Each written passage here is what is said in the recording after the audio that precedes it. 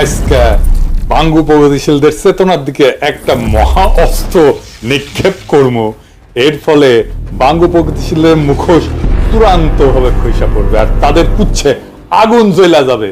তাদের প্রগতিশীল প্রতারণা আর ভণ্ডামি ভরা বয়ানের চেতনা এই বিল্ডিং এর মতো ধইসা পড়বে।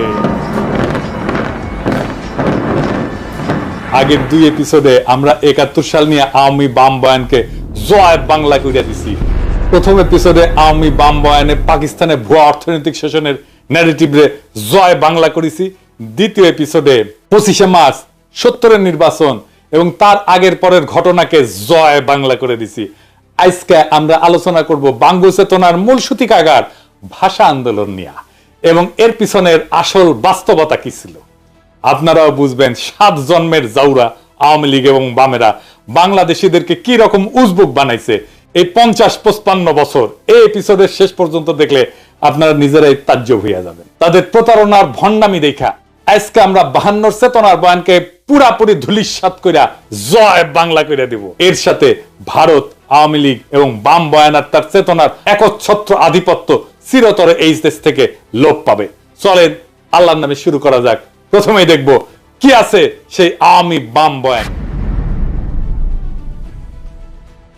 1947 সালে পাকিস্তান রাষ্ট্রের আবির্ভাব হয়। তাকে মানে আওয়ামী বাম বাঙ্গু বয়ানে কয় আর কি। পাকিস্তান গঠন হওয়ার পরে পশ্চিম পাকিস্তানের শাসক গোষ্ঠী বিশেষ করে পাঞ্জাবিরা পূর্ব পাকিস্তানের বাঙালিদের উপরে তাদের ভাষা উর্দু জোর কইরা চাপাইয়া দিতে চাইছিল। পাকিস্তান আন্দোলনের প্রধান নেতা পাকিস্তানের প্রথম গভর্নর জেনারেল কায়েদে আজম মোহাম্মদ আলী জিন্না ঢাকাতে এসে নাকি কইছিল Urdu and only Urdu shall be the state language of Pakistan. আর এটা শুনা নাকি সবাই না না করে চিক্কুর মাইরে উঠেছিল। আর তার মধ্যে ছিল নাকি সোহরাওয়ার্দীর বডিগার্ড। জিন্না এই বক্তৃতা দেয় 2 জায়গায়। 21শে মার্চ রমনা রেস করছে বিশাল জনসভায় এবং সেই বক্তব্য কোনো প্রতিবাদ হয় নাই, বরং উচ্ছ্বসিত হয়েছিল জনগণ। উনি কইছিলেন ইংরেজিতে কইছিলেন। কি কইছিলেন নিজেরাই শুনেন। Leave no doubt that the state language of Pakistan is going to be Urdu and no other language.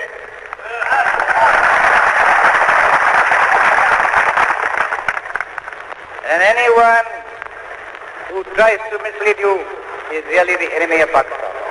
Without a state language, no nation can remain tied up solidly together and prosper. Look at the history. Every government has got to have some state language. Therefore, so far as the state language is concerned, Pakistan's state language shall be Urdu. ইংরেজিতে কইছিলেন, এটা ঠিকই কইছিলেন বলে বাঙ্গু প্রগতিশীলদের ধরে নেওয়া উচিত ছিল, তাই না? বাংলা এটা ছিল এরকম। এই কথা আপনাদের খুব স্পষ্ট করে বলতে চাই, পাকিস্তানের রাষ্ট্রভাষা হবে উর্দু এবং অন্য কোনো ভাষা না। যে আপনাদের ভুল পথে চালানোর চেষ্টা করবে সে পাকিস্তানের শত্রু। কিন্তু আপনি এটা কোথাও দেখবেন না। 24শে মার্চ কার্জন হলে তিনি একই রকম কথা বলছিলেন। শোনা যায় এইখানে বাঙ্গু প্রগতিশীলরা না না কইরা উঠেছিল। এটা একটা সিনেমাটিক প্রচার আছে, কিন্তু কোনো অরিজিনাল ফুটেজ এখনো পর্যন্ত কেউ দেখে নাই। অবাক লাগে না আপনাদের? আসলে বক্তব্য দেওয়ার টাইমে না না করেছিল কিনা আমার সন্দেহ হয়, তাই সেটা দেখাতে পারতেছি না। তো সিনেমা থেকে দেখাই। হ্যাঁ, দেখেন। But the new nation of Pakistan will have one national language, Urdu. এখন বাঙ্গু প্রগতিশীলরা কি কয়, কেন উর্দুকে পাকিস্তানের রাষ্ট্রভাষা করতে চাইছিল? তারা বলে বাঙালিরা যেন চিরকাল পাঞ্জাবিদের অধীনে থাকে, এর ফলে নাকি তাদের শোষণ করতে সুবিধা হবে। পাকিস্তানের শোষণের বয়ান আগের ভিডিও জয় বাংলা করেছি না এটা। এছাড়া তা কয় যে এটা হলো চাকরি শিক্ষা সব জায়গায় বাঙালিরা পিছায় পড়বে। সবচেয়ে ভয়াবহ ব্যাপার যেটা হবে সেটা হইতেছে বাঙালিরা নাকি নিজেদের মাতৃভাষা ভুলে যাবে। সে ভাষায় কথা বলতে পারবে না, মায়ের কোলে বসে ছড়া শুনতে পারবে না। আর এই বয়ান নিয়ে বাঙ্গু প্রগতিশীলরা অনেকগুলো গান লিখেছে। তার মধ্যে অন্যতম বিখ্যাত গান হইতেছে ওরা আমার মুখের ভাষা কাইরা নিতে চায়, তারা কথায় কথায় শিকল পরায় মোদের হাতে পায়। কি অদ্ভুত একটা গান। প্রত্যেক 21শে ফেব্রুয়ারিতে বিভিন্ন জায়গায় স্কুল কলেজে সাংস্কৃতিক প্রোগ্রামে গান বাজানো হয়। এই গান হইতেছে প্রগতিশীলদের কাছে অনেকটা সোহরাওয়ার্দীর বডিগার্ডের 7ই মার্চের ভাষণের মতো। এই গান না বাজাইলে তাদের চেতনা পরিপূর্ণ হয় না। এবার আসেন এই গান আমরা বিশ্লেষণ করি, একে একে চোখে আঙুল দিয়ে দেখাই দিই। পুরা বাঙ্গু বয়ানকে জয় বাংলা করবো আজকে ইনশাল্লাহ। সবার প্রথমে যে কথা উঠে আসে সেটা হইলো ওরা আমার মুখের ভাষা কাইরা নিতে চায়। এটা তো সম্পূর্ণ মিথ্যা বানাওয়াটমূলক একটা অপপ্রচার। এখানে ওরা বলতে পশ্চিমা শাসক গোষ্ঠী অথবা পাঞ্জাবিদেরকে বোঝানো হয়েছে, তাই না? প্রথম পয়েন্ট হইতেছে কায়েদ আজম জিন্নাহ যে ঘোষণা দিছিলেন সেটা হইতেছে পাকিস্তানের সংবিধানে অফিসিয়াল ভাষা বা স্টেট ল্যাঙ্গুয়েজ কি হবে, রাষ্ট্রভাষা কি হবে, রাষ্ট্রভাষা কি হবে। কারণ মাতৃভাষা নিয়ে সে ভাষণে কোনো আলোচনা হয় নাই, তাই না? মাতৃভাষার অফিসিয়াল ল্যাঙ্গুয়েজ দুইটা ভিন্ন জিনিস। জিন্নাহ এবং পাকিস্তানের আবির্ভাবে মুখ্য ভূমিকা পালনকারী দল মুসলিম লীগ উর্দুকে পাকিস্তানের অফিসিয়াল ল্যাঙ্গুয়েজ, স্টেট ল্যাঙ্গুয়েজ আর আন্তঃপ্রদেশ যোগাযোগকারী ভাষা, যেটাকে ইংরেজিতে লিঙ্গুয়া ফ্রাঙ্কা বলে, সেটা করার সিদ্ধান্ত নিয়েছিল। এবং এই সিদ্ধান্ত যখন না হয়েছিল তখন মুসলিম লীগ করে শেখ মুজিব নিজেও। কেন উর্দুকে লিঙ্গুয়া ফ্রাঙ্কা আর অফিসিয়াল ল্যাঙ্গুয়েজ করার সিদ্ধান্ত নেয় সে আলাপে পরে আসতেছি, তবে আগে দেখি অফিসিয়াল বা স্টেট ল্যাঙ্গুয়েজ কি।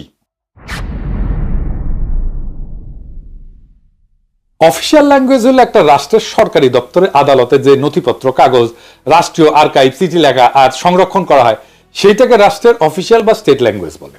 আর লিঙ্গুয়া ফ্রাঙ্কা কাকে বলে? লিঙ্গুয়া ফ্রাঙ্কা হইতেছে দেশের বিভিন্ন ভাষাভাষী মানুষের মধ্যে যোগাযোগের কমন মাধ্যম বা মিডিয়াম।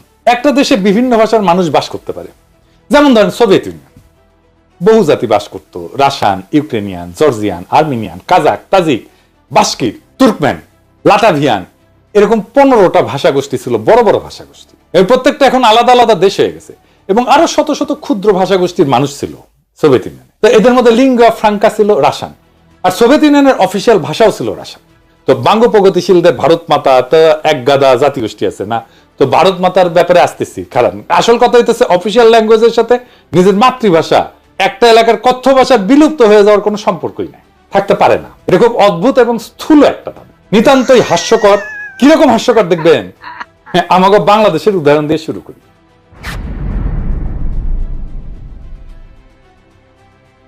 বাংলাদেশের অফিসিয়াল ভাষা হচ্ছে বাংলা, তাই না? আমরা তো সবাই জানি রাষ্ট্রভাষা বাংলা। তো বাংলাদেশে অন্য ভাষাভাষী জনগোষ্ঠী আছে, যেমন সিলেটি আছে, সাতগাই আছে, চাকমা আছে, গারো আছে, সাঁওতাল আছে, অনেক আছে, তাই না? তো আমি চাকমা গারোদের উদাহরণে আজকে যাব না, সিলেটি আর সাতগাই এই ধরে। এই দুই ভাষা বাংলা থেকে সম্পূর্ণ আলাদা ভাষা, তাদের প্রায় সম্পূর্ণ ইউনিক ভোকাবুলারি আছে, শব্দ ভান্ডার আছে, যেটা অন্য কেউ বুঝে না। এমনকি সিলেটি ভাষা তার নিজস্ব বর্ণমালা আছে, যেটাকে সিলেটি নাগরী বলে। একজন সাধারণ বাংলাভাষী মানুষের পক্ষে সিলেটি বা তাটগাইয়া ভাষা বোঝা অসম্ভব, কারণ তাদের ভোকাবুলারি বা শব্দকোষ প্রায় সম্পূর্ণ ভিন্ন। কারণ ঠান্ডা মাথায় ভেবে দেখেন তো, বাংলাকে অফিসিয়াল ভাষা করার ফলে কি সিলেটি বা চিটাগাং এর মানুষ কি তাদের কথ্য ভাষা বা মাতৃভাষা ভুলে গেছে? না, যায় নাই। কেন যাবে? আশ্চর্য কথা। এটা তো কত উদ্ভট একটা দাবি, সেটা কল্পনা করলেও হাসি লাগে। বাঙ্গ প্রগতিশীলদের দাবি যে ওরা আমার মুখের ভাষা কাইরা নিতে চায়, এটা সম্পূর্ণ গাঁজাখুরি একটা দাবি। এখন যদি চিটাগাং বা সিলেটের ভাইয়েরা যদি বলে ওরা আমার মুখের ভাষা কাইরা নিতে চায়, তাহলে বাঙ্গ প্রগতিশীলরা কই যাবে? বাঙ্গ প্রগতিশীলরা আরো বলে যে পাঞ্জাবি ইরানকে আমাদেরকে শোষণ করার জন্য উর্দু আমাদের উপরে চাপাই দিতে চাইছিল। হায় রে দুনিয়া! বাঙ্গ প্রগতিশীলদের আইকিউ আর সাধারণ জ্ঞান অনেক কম হয়, এটা আমরা সবাই জানি। শিক্ষা দীক্ষাতেও তারা সাধারণত লাড্ডা গোড্ডা হয় আর কি, লেখাপড়া কম করে, শেষ করতে পারে না বেশিরভাগ ক্ষেত্রেই। তো যাই হোক, তাই বলে এত কম হয় এটা কল্পনাতীত। আজকে এক ভদ্রলোকের সঙ্গে কথা হইতেছিল, উনি লন্ডনে থাকেন। তো ওনারে কইলাম যে এই বাঙ্গ প্রগতিশীলদের এত আপনারা পাত্তা দেন, বলেন তো দুনিয়ার কোন দেশে, বড় শহরে, কোন শহরে একজন সোকল্ড বাঙ্গ প্রগতিশীল, একজন সাকসেসফুল প্রফেশনাল, ভালো চাকরি বাকরি করে, প্রফেশনালি এক্সট্রিমলি সাকসেসফুল, সমাজের মানুষ তাকে চেনে, নোটিস করে, মানে সমাজে তার প্রভাব আছে? নাই। দুনিয়ার যে কোনো বড় শহরে, ধরেন London, Paris, new York, Geneva, Sydney, কোথাও পাবেন না। বাম, সেকুলার, আওয়ামী লীগ, এগুলো কোথাও পাবেন না। আহম্মকের দল এটাই জানে না যে পাঞ্জাবিদের নিজেদের মাতৃভাষা বা কথ্য ভাষা উর্দু না, তাদের কথ্য ভাষা হচ্ছে পাঞ্জাবি। পাঞ্জাবি ভাষা হিন্দুস্তানি বা উর্দু থেকে সম্পূর্ণ আলাদা একটা ভাষা। শুনেন, ਚਾਨਣ ਘਟ ਰਿਹਾ ਸੀ, ਹਨੇਰੇ ਦੀ ਆਮਦ ਦੇ ਨਿਸ਼ਾਨ ਪ੍ਰਗਟ ਹੋ ਰਹੇ ਸੀ ਤੇ ਕਹਿੰਦੇ ਆ ਲੋਕਾਂ 'ਚ ਹਾਹਾਕਾਰ। এটা হইতেছে পাঞ্জাবি। কি বুঝতে পারলেন যে এটা যে উর্দু না, এটা যে হিন্দি না? শুধু তাই না, পাকিস্তানের সীমান্ত প্রদেশের পশতুনদের মাতৃভাষা হচ্ছে পশতু, সিন্ধুর ভাষা সিন্ধি, বেলুচিস্তানের ভাষা বালুচ। এই সমস্ত প্রত্যেকটা ভাষা আলাদা আলাদা। কেউ কি নিজেদের ভাষা ভুলে গেছে উর্দুকে অফিসিয়াল ল্যাঙ্গুয়েজ করার ফলে? কারো কি ভাষা কায়দা না হয়েছে? পুরো দাবিটা এত বোগাস, এটাকে যে লজিক দিয়া, যুক্তি দিয়া ভ্রান্ত প্রমাণ করা লাগতেছে, সেটা ভাবতে অবাক লাগে। ধরে নিলাম পাঞ্জাবিরা আমাদের শোষণ করতে চায়, তাহলে তো তারা পাঞ্জাবিকে রাষ্ট্রভাষা করার ঘোষণা দিত, উর্দুকে না, তাই না? জিন্নার জন্ম সিন্ধুর করাচি শহরে। উনার দাদা গুজরাটের অধিবাসী, তাদের কথ্য ভাষা গুজরাটি ছিল। মোহাম্মদ আলী জিন্নাকে ছোটবেলাতে ইংল্যান্ডে চলে যাওয়ার ফলে ইংলিশে বেশি স্বাচ্ছন্দ্য বোধ করতেন উনি, এবং সেই ভাষাতেই কথা বলতেন। ধরে নিলাম যে উনার নিজের ভাষা আমাদের উপরে চাপাই দিতে চাইতেছিলেন। তাই যদি হইতো তাহলে উনি গুজরাটিকে পাকিস্তানের একমাত্র রাষ্ট্রভাষা করার ঘোষণা করতেন, উর্দুকে না, তাই না? জেনারেল আইয়ুব খান উনি সীমান্ত প্রদেশের মানুষ ছিলেন, জন্ম সীমান্ত প্রদেশের হরিপুর জেলা রেহানা নামের একটা গ্রামে। তো আপনার রেহানা নাম শোনেন না, এটা কিন্তু এই গ্রাম থেকে আসছে। ওনাদের মাতৃভাষা অন্য পাঠানদের পশতুদের চেয়ে আলাদা ছিল। ওনার মাতৃভাষা ছিল হিন্দকো। ইয়াহিয়া খান ছিলেন কিজিলভাস, এনার মাতৃভাষা ছিল ফার্সি বা যেটা ইরানের ভাষা। পাকিস্তানে আইয়ুব খানের পর সেনাপ্রধান ছিলেন মুসা খান, উনি ছিলেন হাজারা সম্প্রদায়ের লোক, ওনার ভাষা ছিল হাজারা। মোহাম্মদ আলী জিন্নাহ, আইয়ুব খান, মুসা খান, ইয়াহিয়া খান এরা সবাই মাইনরিটি জাতির সদস্য ছিল, মানে মুসলমান পাকিস্তানেরও মাইনরিটি জাতির সদস্য। জুলফিকার আলী ভুট্টো ছিলেন সিন্ধু প্রদেশের লারকানার মানুষ, আর মাতৃভাষা ছিল সিন্ধি। কেউই বাঙ্গুদের কল্পিত পাঞ্জাবি শোষক ছিলেন না। আমি একটা জিনিস বুঝি না, বাঙ্গুরা সব জায়গায় তো পাঞ্জাবি শোষক কই থেকে পায়? আরে সামারগিরি করে ভুয়া বয়ান বানাবু, জাইনা শুনে গোজা মিল দিয়া বানা, এর গোজা দেয় কিন্তু মিলে না। এরপর আবার বালসুনের মতো লেজে গবরে একখান বয়ান বানায়, জাতিকে সেটা গিলায় আজীবন তাদের অন্ধ করে রাখার স্বপ্ন দেখি। 47 থেকে 71 পর্যন্ত পাকিস্তানে যতগুলা প্রধান বিচারপতি ছিল, একজনের মাতৃভাষা উর্দু ছিল না। সবাই 5 জন ছিল মোট, এর মধ্যে 2 জন ছিল বাঙালি। তাদের নাম বলি, ধরেন মিয়া আব্দুল রশিদ পাঞ্জাবি ছিল, মোহাম্মদ মুনির পাঠান ছিল, এআর কর্নেলিয়াস উনি অ্যাংলো ইন্ডিয়ান ছিলেন, ফজল আকবর বাঙালি ছিলেন, হামুদুর রহমান বাঙালি ছিলেন। বিভিন্ন গুরুত্বপূর্ণ ব্যক্তিদের মধ্যে কালে ভদ্রে 2-1টা পাঞ্জাবি নাম পাওয়া যায়, কিন্তু সবাই বিভিন্ন জাতের মানুষ, অনেকেই মাইনরিটি জাতের মানুষ। এদের কারো তো কোনো সমস্যা হইল না উর্দুকে অফিসিয়াল ল্যাঙ্গুয়েজ করার ফলে, কেউ তো বোগাস দাবি তুললো না, ওরা আমার মুখের ভাষা কাইরা নিতে চায়। এদের কারো তো চাকরি বাকরি পাইতে, শিক্ষিত হইতে, রাজনীতি করতে কোনো অসুবিধা হয় নাই। যত অসুবিধা বাঙ্গু প্রগতিশীলদের। বাঙ্গু প্রগতিশীলরা যে কত বড় সামারের সামার, বাটপারের বাটপার, সেটা দেখতে পারবেন। আসেন এবার গানের আর বাঙ্গু বয়ানের আর একটা দাবি নিয়ে। উর্দুকে রাষ্ট্রভাষা করা হলে নাকি বাংলাদেশি বয়াতিদের নাইসা নাইসা গান গাওয়া বন্ধ হয়ে যাবে।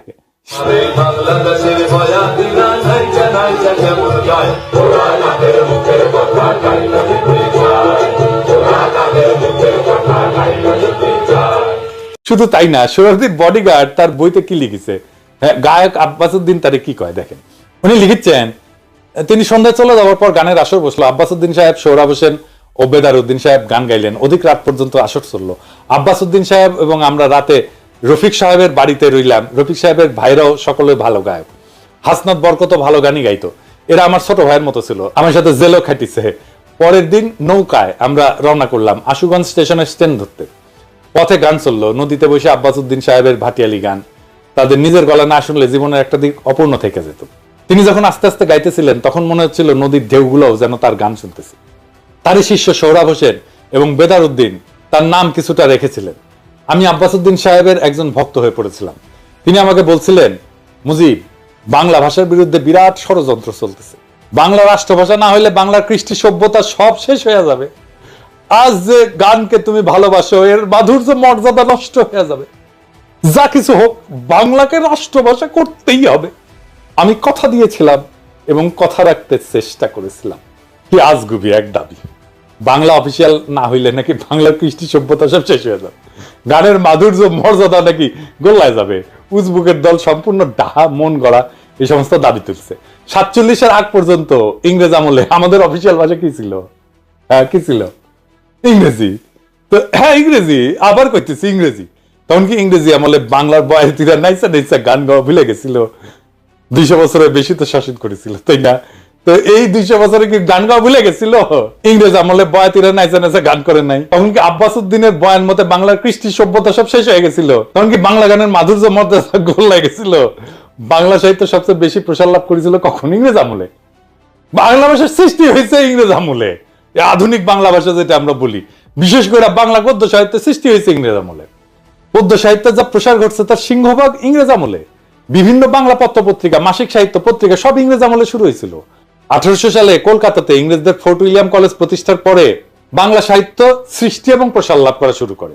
বাংলা সাহিত্য এবং কালচার যারা সৃষ্টি এবং ডিফাইন করছে, রাজা রামমোহন রায়, ঈশ্বরচন্দ্র বিদ্যাসাগর, মাইকেল মধুসূদন দত্ত, বঙ্কিম, শরৎ, রবীন্দ্রনাথ, নবীন চন্দ্র সেন, সব কয়টা ইংরেজ আমলের মানুষ। ইংরেজ আমলে ইংরেজি অফিসিয়াল ভাষা নিয়ে তাদের তো বাংলা সাহিত্য চর্চার বিকাশে কোনো বাধা সৃষ্টি হয় নাই।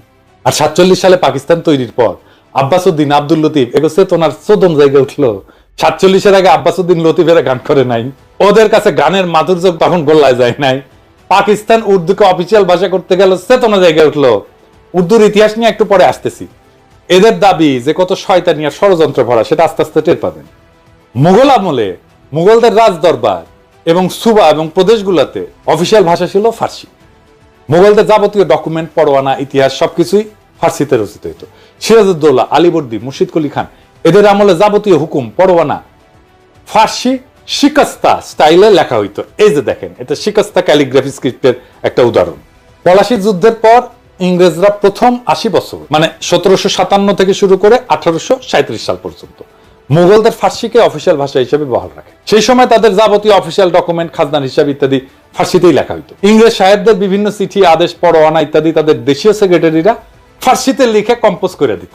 এই সেক্রেটারিদেরকে বলা হইতো মুন্সি। মুন্সি, হ্যাঁ, প্রচুর হিন্দু ইংরেজি এবং ফার্সি ভাষা শিখে এই মুন্সির কাজ করত। তাদের টাইটেল ছিল মুন্সি। আমাদের গৌতম দাস দাদা আছেন না, আপনারা পছন্দ করেন খুব, আসল নাম হইতেছে গৌতম দাস মুন্সি। উনার ছোট ভাই বিশ্বজিৎ দাস মুন্সি, উনি লেখেন মুন্সি বিশ্বজিৎ। এবার বুঝেছেন তো? 1837 সালে লর্ড অকল্যান্ড ব্রিটিশ ইন্ডিয়ার অফিসিয়াল ল্যাঙ্গুয়েজ ফার্সি থেকে ইংরেজি আর উর্দুতে বদল করে। জিয়া, দুইটা অফিসিয়াল ল্যাঙ্গুয়েজ ছিল, ইংরেজি আর উর্দু। ইংরেজ আমলে 1837 সাল থেকে ব্রিটিশ ভারতে ইংরেজির পাশাপাশি উর্দু ছিল অফিসিয়াল ভাষা। 47 সাল পর্যন্ত এই সিস্টেম বহাল থাকে। ইংরেজ অফিসাররা ব্রিটিশ ইন্ডিয়ান আর্মিতে তাদের নেটিভ সোলজারদের সাথে কি ভাষায় কথা বলতো শুনবেন? উর্দুতে। মহারানী ভিক্টোরিয়া তার হিন্দুস্তানি ব্যক্তিগত খাদেম মুন্সি আব্দুল করিমের কাছ থেকে উর্দু ভাষা শিখছিলেন। শুধু তাই না, মহারানী ভিক্টোরিয়া তার নিজের ডায়েরি ইংরেজির পাশাপাশি উর্দুতেও লিখতেন। ওনার ডায়েরির 13 ভলিউম উনি উর্দুতে লিখছেন নিজের হাতে। এটা নিয়ে একটা সিনেমা হয়েছে হলিউডে, মহারানী ভিক্টোরিয়া তার হিন্দুস্তানি খাদেম মুন্সি আব্দুল করিমকে নিয়ে। সিনেমার নাম হইতেছে ভিক্টোরিয়া অ্যান্ড আব্দুল। 2017 সালে এটা মুক্তি পাইছে। তো মহারানী ভিক্টোরিয়ার চরিত্রে অভিনয় করছেন জুডি ভেন্স, আর আলী ফজল অভিনয় করছে আব্দুল করিম চরিত্রে। কাজেই ইংরেজ আমলে 47 পর্যন্ত রবীন্দ্রনাথ, শরৎ, বঙ্কিম, ঈশ্বরচন্দ্র এরা সাহিত্য চর্চা করতে পারবে, কাব্য রচনা করতে পারবে, মাসিক পত্রিকা ব্যয় করতে পারবে, বাংলাদেশের বয়াতিরা নাইচা নাইচা গান গাইতে পারবে, তাতে কোনো অসঙ্গতি নাই। কিন্তু 47 সালে পাকিস্তান হওয়ার পর পাকিস্তানের অফিসিয়াল ভাষা উর্দু করতে গেলে বাঙ্গ প্রগতিশীলদের পাছায় আগুন ধরে গেল। এবার গানের অন্য অংশে আসি।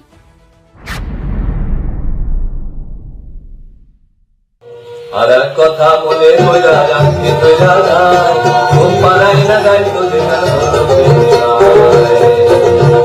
ওমায় সোনা মানিক জাদু বলে চুমা দিয়া লইতো বলে সোনা মানিক জাদু বলে চুমা দিয়া লইতো বলে আলো জাদুর কইরা কইতো মরে আর জানা মার বুকে যায় ওরা মায়ের মুখে কথা কাইতে যায় ওরা মায়ের মুখে কথা কাইতে।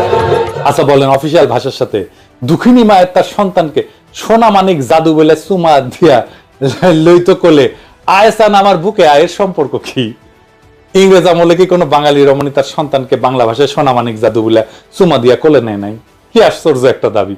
বাঙ্গ প্রগতিশীলরা আবার এর মধ্যে দুঃখিনী মায়ের ঢুকেছে। কত বড় বাটপারেরা। পাকিস্তান প্রতিষ্ঠা হওয়ার পরে জিন্নাহ এবং তার পরবর্তী গভর্নর জেনারেল আর প্রধানমন্ত্রী খাজা নাজিবুদ্দিন তাদের ভাষণে সুস্পষ্ট করে বলছিলেন যে পাকিস্তানের কোন প্রদেশের প্রাদেশিক অফিসিয়াল ভাষা কোনটা হবে সেটা প্রদেশের আইনসভা ঠিক করবে, কিন্তু অল পাকিস্তান লিঙ্গুয়া ফ্রাঙ্কা হবে উর্দু। আগেই বলছি, পাকিস্তানে বহু ভাষার মানুষ বাস করত, পাঞ্জাবি, বাঙালি, পাঠান, বালুচ, হাজরা, সিন্ধি, কিজিলবাস। এদের সবার আন্তঃযোগাযোগ বা ইন্টার কমিউনিকেশনের জন্য উর্দু ছিল সবচেয়ে মোক্ষম ভাষা, কারণ এরা সবাই উর্দু জানতো। মানে ধরেন হাজরা সম্প্রদায়ের মানুষ বাংলা জানে না তো, বেলুচরা বাংলা জানে না তো, তাহলে রাষ্ট্রভাষা যদি বাংলা করে তাহলে কেমনে হবে বলেন তো? উর্দু শব্দটা আসছে তুর্কি ভাষা থেকে। মূল তুর্কি শব্দটা ছিল অর্দু, যার অর্থ হচ্ছে সেনাবাহিনী বা সামরিক শিবির বা ক্যাম্প। এই অর্দু শব্দটা পরবর্তীতে ফার্সি, তারপরে উর্দুতে এসে দাঁড়ায় জাবানি উর্দু, অর্থাৎ সেনাবাহিনীর ভাষা। এই উর্দু থেকেই উর্দি মানে সেনাবাহিনীর পোশাক শব্দটা আসছে। কেন উর্দু? এর জন্য অল্প একটু ইতিহাস বলি, শোনেন, ভালো লাগবে আপনাদের। আরবরা যখন নবীজির ওফাতের পর বিভিন্ন সাম্রাজ্য যেমন রোমান, পারস্যদের পরাজিত কইরা নিজেদের সাম্রাজ্য বানায়, সেটা সর্বপ্রথম উমাইয়া আমলে ভারতবর্ষ পর্যন্ত পৌঁছায়। মোহাম্মদ বিন কাসেমের নেতৃত্বে মুসলমানরা 711 সালে মাকরান, বেলুচিস্তান আর সিন্ধু প্রদেশ জয় করে। মোহাম্মদ বিন কাসিম সিন্ধু থেকে নদী ধইরা উত্তর দিকে বর্তমান পাঞ্জাবের মুলতান পর্যন্ত জয় করছিলেন। এইখানে আরবদের বিজয় থেমে থাকে প্রায় 300 বছর। ততদিনে উমাইয়াদের পতন হইয়া আব্বাসীয় খলিফারা আসছেন এবং আব্বাসীয় সাম্রাজ্য দুর্বল হইয়া বিভিন্ন খণ্ডে বিভক্ত হয়ে গেছে। আব্বাসীয় সাম্রাজ্যের পূর্ব দিকের প্রদেশ ইরান, খোরাসান আর তুরানে সামানিদ নামে একটা সালতানাত প্রতিষ্ঠা হয় 874 থেকে 999 সাল পর্যন্ত। তুরান হইতেছে তুর্কিদের এলাকা। খোরাসানের উত্তরে একটা বিখ্যাত নদী আছে যার নাম আমুদরিয়া, আপনারা শুনছেন না? গ্রিকরা একে অক্সাস বলতো। আলেকজান্ডার দ্য গ্রেট এই নদী ক্রস করছিলেন তার যুদ্ধযাত্রায়। সেই নদী হইতেছে ইরান আর তুরানের সীমানা। সেই নদীর উত্তরে তুরানি বা তুর্কিরা থাকতো। তুরানি তুর্কি ট্রাইব গুলা অশ্বারোহী বা নমাডিক ছিল। সামানিদ সুলতানেরা ইরানি ছিল এবং তারা ফার্সি ভাষায় ব্যাপক পৃষ্ঠপোষকতা করত। আধুনিক ফার্সি সাহিত্য সামানিদ আমল থেকে শুরু হয়েছে। ফার্সি লেখা হয় আরবি হরফে। ইরানের মহাকবি ফেরদৌসি এই সময়ের মানুষ। সামানিদ সুলতানেরা তাদের রাজসভা এবং সামরিক বাহিনীতে তুরানি অশ্বারোহীদের ব্যাপকভাবে রিক্রুট করছিল। এদের মধ্যে একজন তুর্কি সেনাপতি আলেপ্তেগিন 962 সাল বর্তমান আফগানিস্তানের গজনি শহর জয় করে এনে নিজের একটা সাম্রাজ্যের গোড়াপত্তন করে। এই আলেপ্তেগিনের নাতি বা দৌহিত্র হচ্ছে গজনির বিখ্যাত সুলতান মাহমুদ, যিনি অশ্বারোহী তুর্কি বাহিনী নিয়ে ভারতবর্ষের পাঞ্জাব বিজয় করে তার সাম্রাজ্য যোগ করে। এর ফলে আরবদের বেলুচিস্তান এবং সিন্ধু বিজয়ের প্রায় 300 বছর পর মুসলমানরা বর্তমান সীমান্ত প্রদেশ পাঞ্জাব বিজয় করে। সুলতান মাহমুদ এবং পার্শ্ববর্তী গজনী সুলতানেরা তুর্কি হওয়া সত্ত্বেও তারা সামানিদ সুলতানদের অনুসরণে ফার্সিকেই নিজেদের অফিসিয়াল ভাষা হিসেবে ব্যবহার করতেন। সুলতান মাহমুদ মহাকবি ফেরদৌসিকে নিয়ে পারস্যের মহাকাব্য শাহনামা রচনা করছিলেন। আপনারা জানেন না যে বিখ্যাত শাহনামা? তো গজনীর এই সালতানাত 1186 সাল পর্যন্ত ছিল। 1186 সাল পর্যন্ত আফগানিস্তানের ঘুর শহরে তুর্কিক সেনাপতি মুইজুদ্দিন মোহাম্মদ ঘুরি গজনির সালতানাতকে বিজয় করে যোগ করেন নিজের সাম্রাজ্যে। এরপর উনি 1192 সালে দিল্লির কাছে নিজের বর্ম আচ্ছাদিত ঘোড়সওয়ার হেভি ক্যাভারলি এই তুর্কি বাহিনী নিয়ে তরাইনের যুদ্ধে রাজপুত রাজা পৃথ্বীরাজ চৌহানকে পরাজিত করে ভারতবর্ষের মুসলমানদের প্রথম কেন্দ্র দিল্লি সালতানাত প্রতিষ্ঠা করেন। এই সময়ে দিল্লি সালতানাতে তুর্কি, আফগান, ইরানি এই সমস্ত মুসলিম জাতি সেনা হিসেবে দলে দলে যোগ দেয়, কিন্তু তারা অফিসিয়াল ভাষা হিসেবে তাদের আগের গজনীর সুলতান মাহমুদ এবং সামানিদদের অনুসরণে ফার্সিকেই বহাল রাখে। ভারতবর্ষে মুসলিম শাসনের সূচনা হয় দিল্লি সালতানাতের মধ্য দিয়ে। এরপরে আস্তে আস্তে মুঘল বাদশাহ আওরঙ্গজেবের সময় প্রায় পুরো ভারতবর্ষ মুঘলদের অধীনে আসে। মুঘলরাও ফার্সির ব্যবহার জারি রাখে। দিল্লি ছিল সালতানাতের রাজধানী বা কেন্দ্রবিন্দু। দিল্লির আশেপাশের এলাকায় খারি বলি নামে একটা ভাষা প্রচলন ছিল। এত জাতের মুসলিম দিল্লিতে সেটেল করার ফলে তারা এই খারি বলি ভাষা ব্যবহার শুরু করে। এর মধ্যে যুক্ত হয় অসংখ্য ফার্সি আর আরবি শব্দ, মানে যেগুলো ধার করা শব্দ।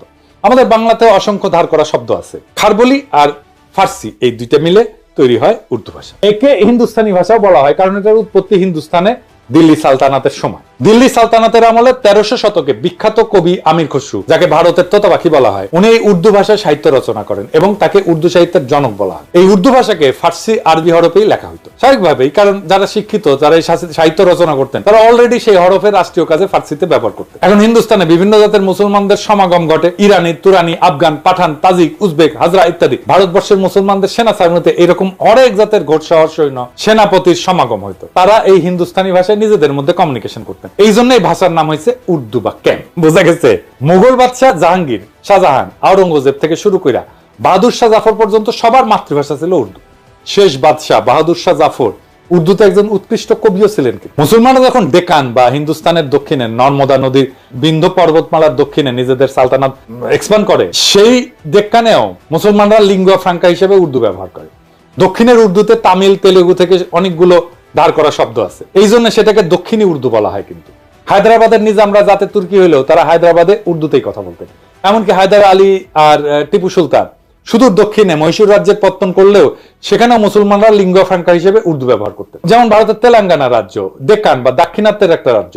ডেকানের হিন্দুদের ভাষা উত্তর ভারত থেকে আলাদা। দক্ষিণ ভারতের হিন্দুরা উত্তর ভারতের হিন্দিতে কথা বলতে চায় না। তেলেঙ্গানার মূল আঞ্চলিক ভাষা তেলেগু। সেই তেলেঙ্গানার মুসলমানরাও উর্দুকে নিজেদের লিঙ্গুয়া ফ্রাঙ্কা হিসেবে ব্যবহার করে। এই যে দেখেন, তেলেঙ্গানার রাজধানী শহর হায়দ্রাবাদের এমপি আসাদুদ্দিন ওয়াইসি উর্দুতে বলা কথা আর ভাষণ। तरीके से उसको तरतीब दी गई कि अक्सरती तबके के लोग जीत जाएं और मुस्लिम अकलियत के लोग कामयाब होने में बड़ी मुश्किलात पेश आए।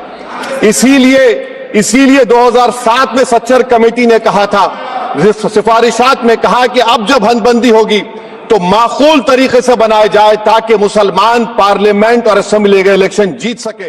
পুরা উপমহাদেশে পাঠান, পাঞ্জাবি, সিন্ধি, উত্তরপ্রদেশ, হায়দ্রাবাদ, কর্ণাটক, দক্ষিণী সব জাতের মুসলমান উর্দুকে লিঙ্গুয়া ফ্রাঙ্কা হিসেবে ব্যবহার করে। কারো কারো মধ্যে কোনো কুরকুরানি কিন্তু হয় নাই।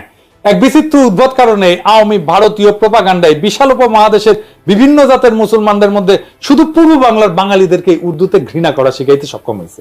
কিন্তু হিন্দু আর্যদের সংস্কৃত ভাষা থেকে শব্দ নিয়ে উর্দু ভাষাকে হিন্দিতে রূপান্তর করার পর সেই হিন্দিকে আবার এইসব বাঙ্গ প্রগতিশীলদের কাছে জনপ্রিয় করছে। এই দেখেন আমগের ট্যাঙ্ক ড্যান্সার আজকাল পুলিশের ভ্যানে লাথি গুতা খাওয়া আসানুল লকিনু ট্যাঙ্কে করে হিন্দি করছে, শুনে। 71 सन का मुक्तियुद्ध में पाकिस्तान हमका विरुद्ध था एवं पाकिस्तान में हमका साथ लड़ाई किया था। उस टाइम से जमात इस्लामी एक आतंकवादी संगठन था जो मानुष को, आदमी को मार दिया, नारी को मार दिया। वो संगठन पाकिस्तान बैक करता है एवं वो संगठन का जो आदमी मारा था उसका लिए विचार कर रहा है, फांसी भी हो गया। ये संगठन का साथ पाकिस्तानी का एवं पाकिस्तानी गोয়েন্দা संस्था ISI का गভীর ताल्लुक है। তো পাকিস্তান রাষ্ট্র 1947 সালে জন্ম নেয়। ভারতবর্ষে মুসলমানদের দিল্লি সালতানাত মোগল সালতানাতের উত্তরসূরি হিসেবে। স্বাভাবিকভাবেই মুসলিম সালতানাতের হেরিটেজ হিসেবে উর্দুকে পাকিস্তানের বহু ভাষাভাষী মানুষের মধ্যে লিঙ্গুয়া ফ্রাঙ্কা আর অফিসিয়াল ল্যাঙ্গুয়েজ হিসেবে নির্ধারণ করা হবে, এটা খুব স্বাভাবিক। ভারতবর্ষে মুসলমানদের সালতানাতের ইতিহাসের সাথে যারা পরিচিত তাদের কাছে এটাই ন্যাচারাল।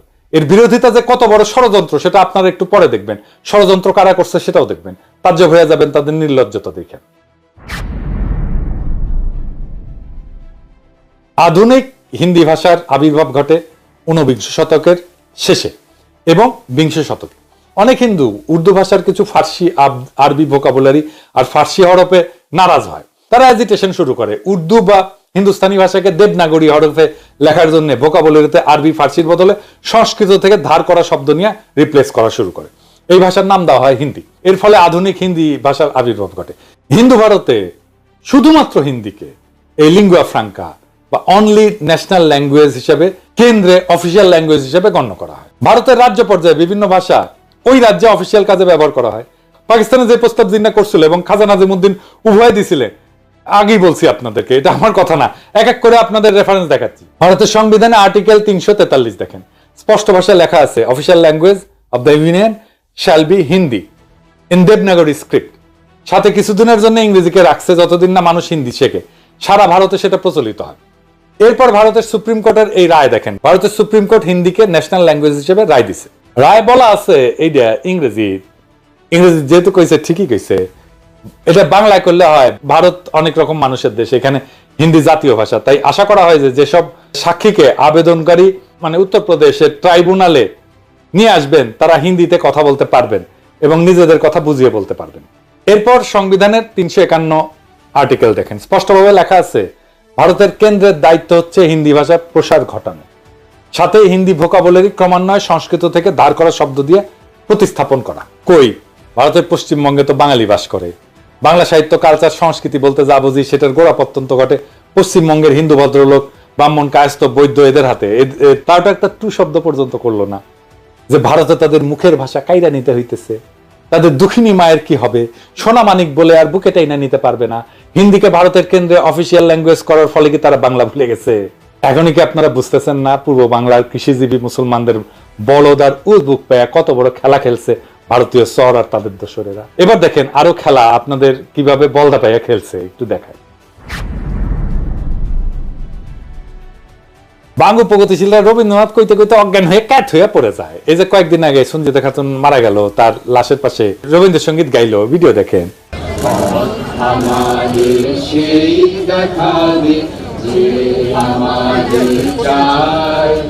আমি অভয় মনে ছাড়ব তোরি এই শুধু মোর দান।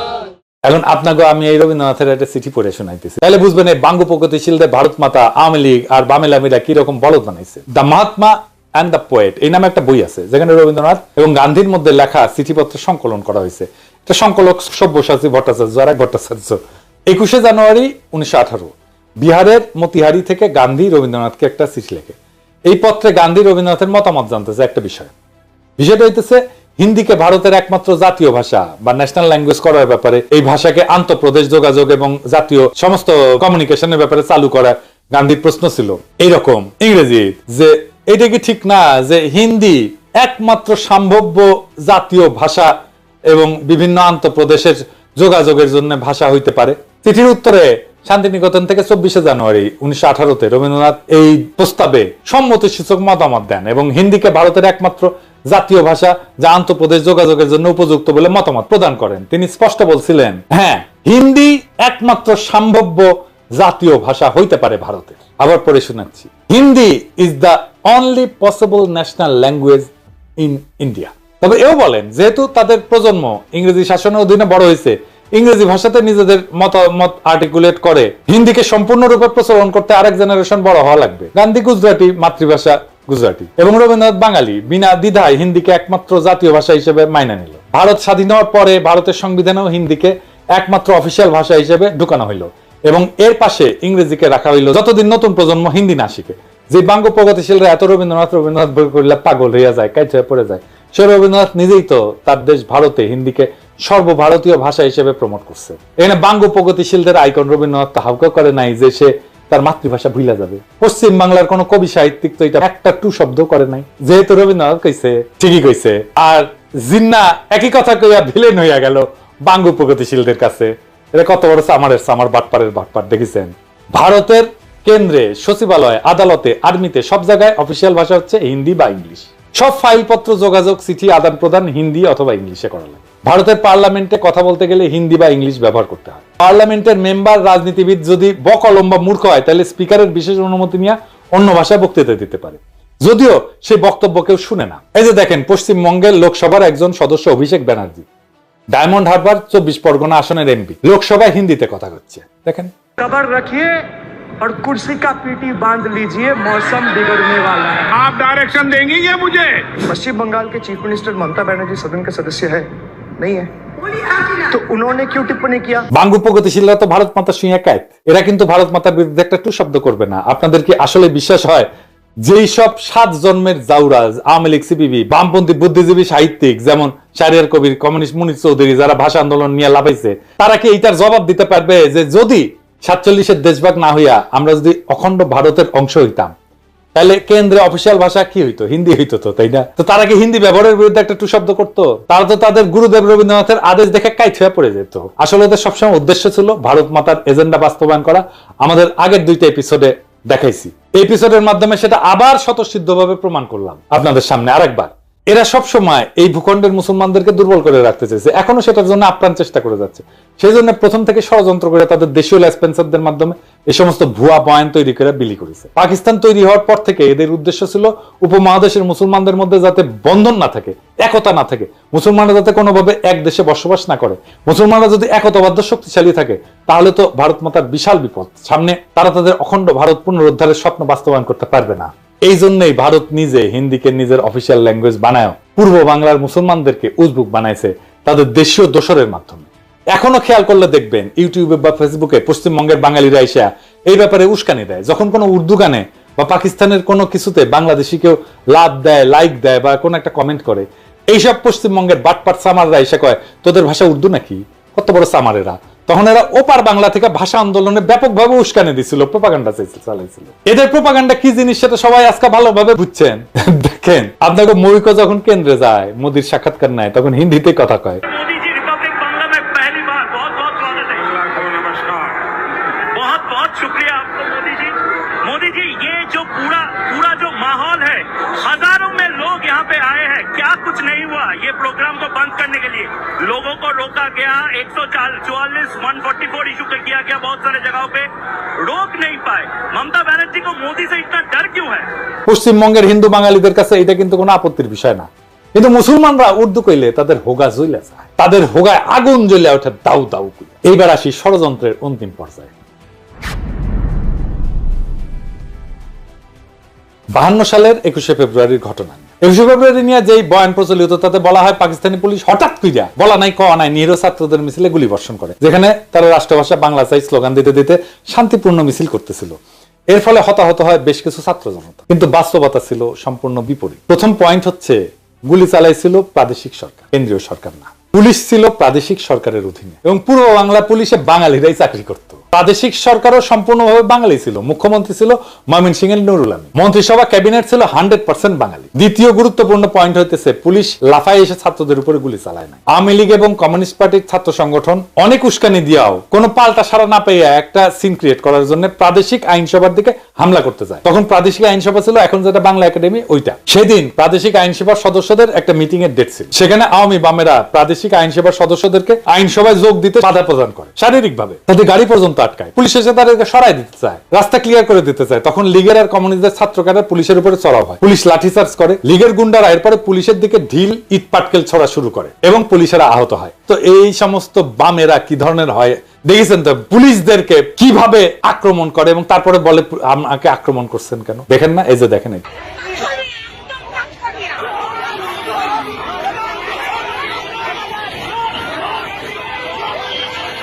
তখনকার পুলিশ তো আজকালকার মতো বডি আর্মার হেলমেট টেলমেট এগুলো ছিল না। পুলিশ খালি হাফ প্যান্ট পরতো, শার্ট আর একটা ক্যাপ পরে থাকে। এই অবস্থায় যদি ইট পুলিশের কপালে লাগে তাই তো মারাত্মক ব্যাপার। এই অবস্থায় পুলিশ পরিস্থিতি নিয়ন্ত্রণে প্রথমে টিয়ার গ্যাস ছোড়ে, এরপর পরিস্থিতি আরো অবনতি ঘটে, লীগ আর বামেরা আরো চড়াও হয়। এইভাবে পরিস্থিতি অবনতি ঘটতে থাকলে পুলিশ সর্বশেষে গুলি চালায়। এই গোলাগুলিতে 4 থেকে 5 জনের মতো নিহত হয়। এই ঘটনা আসল বিবরণ প্রখ্যাত সাহিত্যিক সাংবাদিক, সেই সময়ে সবচেয়ে বড় পত্রিকা দৈনিক আজাদের সম্পাদক আবুল কালাম শামসুদ্দিনের আত্মজীবনী অতীত দিনের স্মৃতিতে আছে। এই ঘটনাকে বিকৃত করে লীগ আর বামেরা কি অপপ্রচার চালাইছে সেটা আপনারা এখন কল্পনা করেন। আমি আবুল কালাম শামসুদ্দিনের বই থেকে একটু পড়ে শুনি। অবস্থা চরমে উঠল 1952 সালের 21 ফেব্রুয়ারি মোতাবেক 1357 সালের 8ই ফাল্গুন তারিখে। সেদিন ঢাকার স্কুল কলেজগুলিতে হরতাল ঘোষণা করা হয়েছিল এবং এক বিরাট ছাত্র মিছিল আইন পরিষদ ভবনের সম্মুখে যাওয়ার চেষ্টা করেছিল 144 ধারার নিষেধাজ্ঞা অমান্য করে। শোনা যায় পরিষদের অধিবেশনে যোগদানের উদ্দেশ্যে গমনকারী কয়েকজন মোটরাহি পরিষদ সদস্যকে নাকি ছাত্র মিছিলের তরফ থেকে পথে আটকাবার চেষ্টা করা হয়েছিল। এতেই গোলমাল পেকে ওঠে। পুলিশ বাধা দিতে চেষ্টা করে,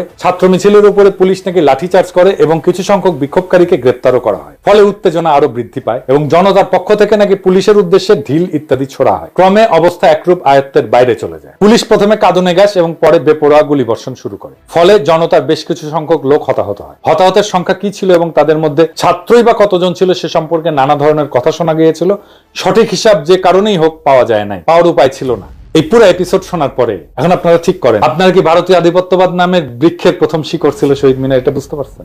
আওয়ামী লীগের তৈরি করা হুজুগে আবেগ বাদ দিলে শহীদ মিনার এবং এই সংক্রান্ত পুরো ন্যারেটিভ হচ্ছে ভারতীয় চক্রান্তের কাছে আমাদের পরাজয়ের সর্বপ্রথম ঘটনা। এটাকে সেলিব্রেট করা আর পলাশী যুদ্ধের লর্ড টাইপের বিজয়কে সেলিব্রেট করা একই কথা। প্রিয় দর্শক, এতক্ষণ যা শুনলেন তা শুধু ইতিহাস না, এটা একটা চেতনার ময়ূরপুচ্ছ ছিঁড়ে ফেলার রক্তাক্ত ঘোষণাপত্র। বহুদিন ধরে আমরা ভাবছি 21 ফেব্রুয়ারি মানেই ভাষার জন্য আত্মাহুতি, কিন্তু কে লিখছিল সেই নাটকের চিত্রনাট্য, কে বসে বসে বানাইছিল সেই ট্র্যাজেডির আবহ?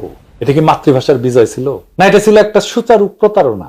ভারতের প্রথম পেরেক ঠোকা আমাদের ভূখণ্ডের আত্মপরিচয়, আমাদের ঐতিহ্যে, আমাদের আত্মমর্যাদায়। ভাষার নামে চলা ষড়যন্ত্রের নোংরা স্ক্রিপ্ট আমরা আজকে ছিঁড়ে ছিঁড়ে ফেলে দিচ্ছি। আমরা সেই প্রজন্ম যারা আর হুজুগে শহীদ মিনারে খালি পায়ে শুধু গানই করতে যাব না, আমরা প্রশ্ন করব।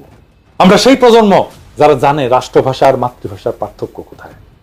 আমরা সেই প্রজন্ম যারা ইতিহাসের ভাঙা পাথর গুড়ায় নতুন সত্যের মিনার গড়তে চায়। আজকে আমরা ঘোষণা করতেছি, চেতনার নামে চালানো ভারতীয় আধিপত্যের অপপ্রচার আর চলবে না। এই ইতিহাস যারা জানে না তারা আবেগে ভাসে, আর যারা জানে তারা বিদ্রোহে দাঁড়ায়। এটাই শেষ কথা। আজ চেতনার বেদীতে শ্রদ্ধা নয়, আত্ম অনুসন্ধান চাই।